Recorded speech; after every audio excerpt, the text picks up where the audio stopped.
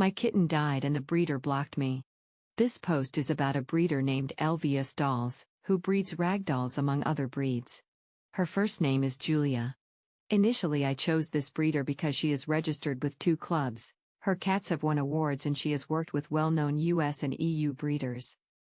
We purchased a ragdoll kitten from this breeder, Julia of O.g.o.o.n, and she arrived home on 13th of November.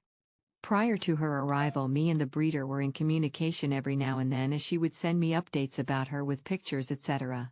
The kitten's name was Inessa. She arrived home and immediately I could tell something was wrong. She was sneezing constantly and had a weird snorting sound when she would sniff things.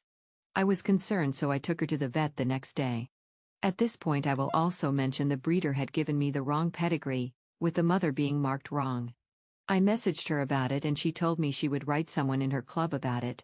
She is 5A and ICU registered.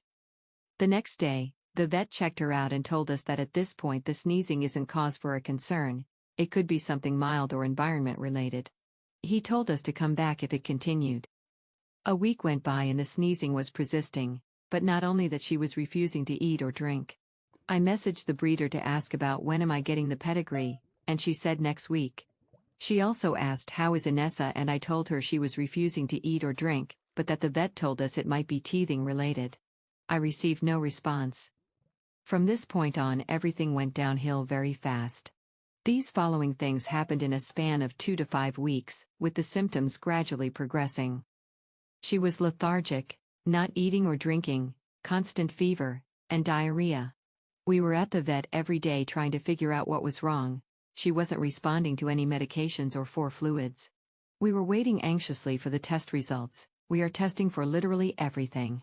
While we were waiting for the results, she started having seizures. The last few days of her life she had about 5 per day. At this point the test results came in, and the diagnosis was FIP with liver failure. It was too late. We were going to starting the treatment the next day, but she didn't make it through the night and died from the last seizure she had. She died on 12th of December. As all that was happening, I tried to keep Julia informed about Inessa's condition, but she was utterly uninterested in Inessa's condition, and if she did ask a question she never replied to my messages. I started to feel like she already knew she was sick before she came home.